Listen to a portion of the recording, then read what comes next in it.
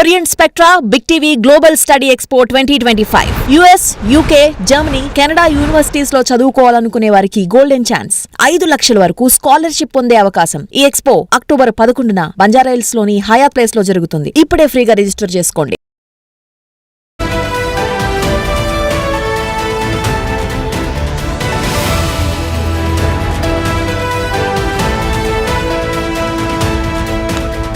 Breaking news. Gangster Lawrence Bishnoi gang ను కెనడాలో ఉగ్రవాద సంస్థగా ప్రకటించింది కెనడా ప్రభుత్వం. 2014 నుంచి ఈ గ్యాంగ్స్టర్ లారెన్స్ బిష్నోయ్ జైల్లోనే ఉన్నాడు. సబర్మతి జైల్లో ఉన్నాడు. జైల్లో ఉంటూనే తన యాక్టివిటీస్ ని కొనసాగిస్తూ ఉన్నాడు. దీంతో కెనడాలో జరిగే కొన్ని ఉగ్రవాద కార్యకలాపాలకు కూడా లారెన్స్ బిష్నోయ్ నేతృత్వం వహిస్తున్నాడంటూ కెనడా ప్రభుత్వం కూడా ఆరోపిస్తూ ఉంది. కెనడాలో జరిగిన కొన్ని హత్యలు కూడా లారెన్స్ బిష్నోయ్ ప్లాన్ చేశాడు అని. అంతేకాదు కెనడాలో జరిగిన కొన్ని హత్యలు ఖలిస్తానీ ఉద్యమానికి మద్దతు పలుకుతున్నాడు అని హర్దీప్ సింగ్ అప్పుడు హత్య చేసినప్పుడు భారత ప్రభుత్వం కనుసన్నలోనే ఇది జరిగింది అంటూ కెనడా ప్రభుత్వం ఆరోపించింది. కానీ భారత ప్రభుత్వం మాత్రం ఖండించింది. అంతేకాదు భారత ప్రభుత్వం కెనడాను కోరుతూ వస్తుంది, బిష్నోయ్ లారెన్స్ బిష్నోయ్ గ్యాంగ్ను ఉగ్రవాద సంస్థగా ప్రకటించండి అని మనం కెనడాని కోరుతూనే వచ్చాం. కానీ ట్రూడో ప్రభుత్వం మాత్రం ఆ చర్యలు తీసుకోలేదు. ఇప్పుడు కెనడా ప్రభుత్వం లారెన్స్ బిష్నోయ్ గ్యాంగ్ను ఉగ్రవాద సంస్థగా ప్రకటిస్తూ నిర్ణయాలు తీసుకుంది. దీంతో మనం చేసిన ప్రయత్నాలు ఫలించినట్టుగా అయింది. ఎప్పటి నుంచో భారత ప్రభుత్వం కెనడాను కోరుతూ వస్తుంది. ఇప్పుడు లారెన్స్ బిష్నోయ్ని ఉగ్రవాద సంస్థగా ప్రకటించింది. భారత విజ్ఞప్తిని కెనడా ప్రభుత్వం అంగీకరించింది. కెనడా ప్రభుత్వం గౌరవించింది. కెనడా తీసుకున్న ఈ చర్యను భారత ప్రభుత్వం కూడా స్వాగతించింది. ప్రస్తుతానికి లారెన్స్ బిష్నోయ్ పై చాలా కేసులు ఉన్నాయి. ఎక్స్టార్షన్ కేసులు ఉన్నాయి, కిడ్నాప్ కేసులు ఉన్నాయి, డ్రగ్ కేసులు ఉన్నాయి, అసాల్ట్ కేసులు ఉన్నాయి. కొన్ని ఎక్స్టార్షన్ అండ్ అసాల్ట్ కేసుల్లో మాత్రం కన్విక్షన్ పడింది. ఇంకా కొన్ని కేసులు పెండింగ్లో ఉన్నాయి. కొన్ని కేసుల్లో ఎక్విటల్ కూడా అయ్యాడు. కానీ చాలా కీలకమైన కేసుల్లో మాత్రం ఇంకా పెండింగ్లోనే ఉన్నాయి. సల్మాన్ ఖాన్ని లేపేస్తాము అని ఇప్పటికే బహిరంగంగానే ప్రకటనలు చేస్తున్నారు. చూడండి ఒకసారి, ఆ వ్యక్తే లారెన్స్ బిష్నోయ్. పంజాబ్లో పుట్టాడు లారెన్స్ బిష్నోయ్. 1993 సంవత్సరంలో పంజాబ్లో పుట్టాడు. గ్యాంగ్స్టర్గా ఎదుగుతూ వచ్చాడు. ఎన్నో నేరాలు అకృత్యాలు చేస్తూ వచ్చాడు. కృష్ణ జింకను వేటాడిన కేసులో సల్మాన్ ఖాన్ని కోర్టులో నిర్దోషిగా తేల్చినప్పటికీ లారెన్స్ బిష్నోయ్ గ్యాంగ్ మాత్రం అతన్ని చంపేస్తామంటూ ప్రకటించారు. దిశ పటాని ఇంటిపై కాల్పులు జరిపారు. సల్మాన్ ఖాన్ ఇంటిపై కూడా కాల్పులు జరిపి బెదిరింపులు చేపట్టడంతో సల్మాన్ ఖాన్ ఇప్పుడు బయటికి ఎక్కడికి వెళ్ళినా పూర్తి సెక్యూరిటీ జోన్లోనే వెళ్లాల్సి వస్తుంది. చుట్టూ టైట్ సెక్యూరిటీని ఏర్పాటు చేసుకునే సల్మాన్ ఖాన్ వెళ్లాల్సిన పరిస్థితి ఉంది. అలాగే సిద్దికీని కూడా కాల్చి చంపేశారు. దిశ పటాని ఇంటిపై కాల్పులు జరిపారు. దిశ పటాని చెల్లెలు సాధులను కించపరిచే మాటలు మాట్లాడారంటూ వార్నింగ్ కూడా ఇచ్చారు. సో ఇప్పుడు మరికొంతమంది చాలా మంది ఈ లారెన్స్ బిష్నోయ్ హిట్ లిస్ట్ లో ఉన్నారు. అలాగే ఖలిస్తాన్ ఉద్యమానికి మద్దతు పలుకుతున్నాడు అని హర్దీప్ సింగ్ నిజ్జర్ను కెనడాలో ఈ లారెన్స్ బిష్నోయ్ గ్యాంగ్ టార్గెట్ చేసి చంపేసింది.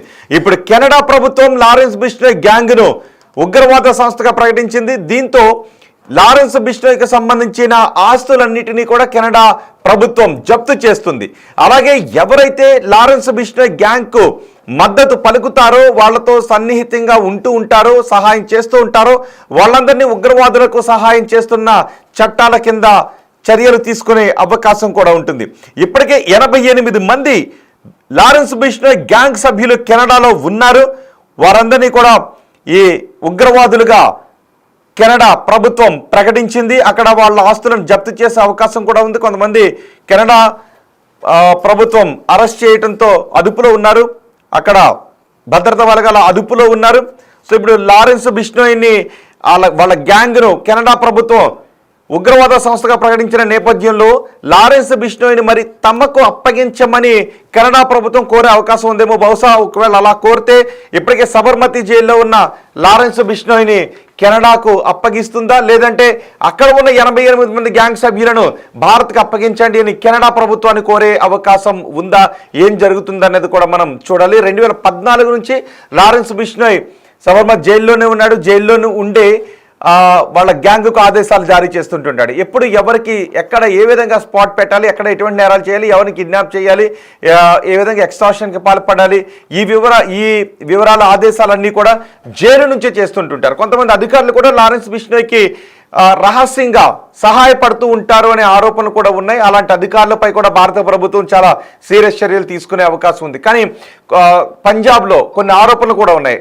పంజాబ్ ప్రభుత్వం కొన్ని ఆరోపణలు కూడా చేసింది. బీజేపీ లారెన్స్ బిష్నోయిని కాపాడుతూ వస్తోందని కొన్ని ఆరోపణలు కూడా చేసింది. కానీ ఆమ్ ఆద్మీ పార్టీ కూడా కొన్ని ఆరోపణలు చేసింది.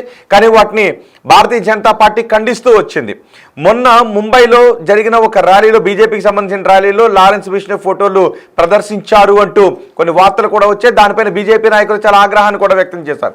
మేము ఎటువంటి ఉగ్రవాదులకు, ఉగ్రవాద సంస్థలకు ప్రోత్సాహం ఇవ్వడం లేదు, ఉగ్రవాదం ఏ రూపంలో ఉన్నా మేము అణిచేస్తాము అంటూ బీజేపీ నాయకులు చెప్తూ వస్తున్నారు. అందుకే కెనడా ప్రభుత్వంతో సంప్రదింపులు చేశారు. కెనడా ప్రభుత్వానికి లేఖలు కూడా రాశారు. లారెన్స్ బిష్నోయ్ గ్యాంగ్ను, లారెన్స్ బిష్నోయ్ని ఉగ్రవాదులుగా ప్రకటించండి అని. ఇప్పుడు కెనడా ప్రభుత్వం ఉగ్రవాదులుగా ప్రకటించింది. మరి తదుపరి ఏం జరగబోతోంది? పలు కేసుల్లో భారత జైల్లో ఉన్న లారెన్స్ బిష్నోయ్ని లండన్, కెనడా ప్రభుత్వం తమకు అప్పగించమని అడుగుతుందా? ఒకవేళ అలా అడిగితే లారెన్స్ బిష్నోయ్ని కెనడాకు అప్పగించే అవకాశాలు ఉన్నాయో లేదో చూడాలి. అలాగే అక్కడ ఉన్న 88 మంది, సుమారు 88 మంది లారెన్స్ బిష్నోయ్ గ్యాంగ్ సభ్యులు ఉన్నారు కాబట్టి వాళ్ళని అరెస్ట్ చేసి ఇండియాకు పంపించమని ఇండియా అడుగుతుందో, అలా పంపించే అవకాశాలు ఉన్నాయో, ఏం జరుగుతుందనేది మాత్రం ఇక్కడ చూడాల్సిన అంశం. ప్రస్తుతానికైతే మాత్రం లారెన్స్ బిష్నోయ్ గ్యాంగ్ను కెనడా ఉగ్రవాద సంస్థగా ప్రకటించింది. దీని పర్యవసానాలు రాబోయే రోజుల్లో ఎలా ఉంటాయి? బీజేపీ సపోర్ట్ చేస్తుందనే ఆరోపణలకు ఇక్కడతో చెక్ పడినట్టేనని కూడా చాలామంది అంటున్నారు. ఎందుకంటే మేము కెనడా ప్రభుత్వాన్ని లారెన్స్ బిష్నోయ్ని ఉగ్రవాదిగా ప్రకటించండి, వాళ్ళ సంస్థను ఉగ్రవాద సంస్థగా ప్రకటించండి మేము కోరుతూ వచ్చాం. కానీ కొంతమంది ఇక్కడ ఉన్నటువంటి రాజకీయ ప్రత్యర్థులు మాపై బురద చల్లే ప్రయత్నం చేస్తున్నారు అంటూ బీజేపీ నాయకులు కూడా అంటున్నారు. సో లారెన్స్ బిష్నోయ్ని కెనడా ప్రభుత్వం ఉగ్రవాదిగా ప్రకటించింది, వాళ్ళ సంస్థను ఉగ్రవాద సంస్థగా ప్రకటించింది. కాబట్టి ఒకవేళ లారెన్స్ బిష్నోయ్ని తమకు అప్పగించండి అని కెనడా అడిగితే ఏం జరుగుతుందనేది చూడాలి. సో మీరేమనుకుంటున్నారు? లారెన్స్ బిష్నోయ్ గ్యాంగ్పై కెనడా ప్రభుత్వం ఉగ్రవాద సంస్థగా ప్రకటించడాన్ని, ఉగ్రవాదులుగా ప్రకటించడాన్ని మీరు ఎలా చూస్తున్నారు? మీ అభిప్రాయాన్ని కమెంట్ బాక్స్లో తెలియచేయండి. 80కి పైగా, భారతదేశంలోనే లారెన్స్ బిష్నోయ్పై 80కి పైగా కేసులు ఉన్నాయి. సల్మాన్ ఖాన్ను చంపేస్తామంటూ బహిరంగంగానే ప్రకటించడం దేశవ్యాప్తంగా పెద్ద ఎత్తున సంచలనం రేపింది. మరి చూద్దాం ఏం జరుగుతుందనేది.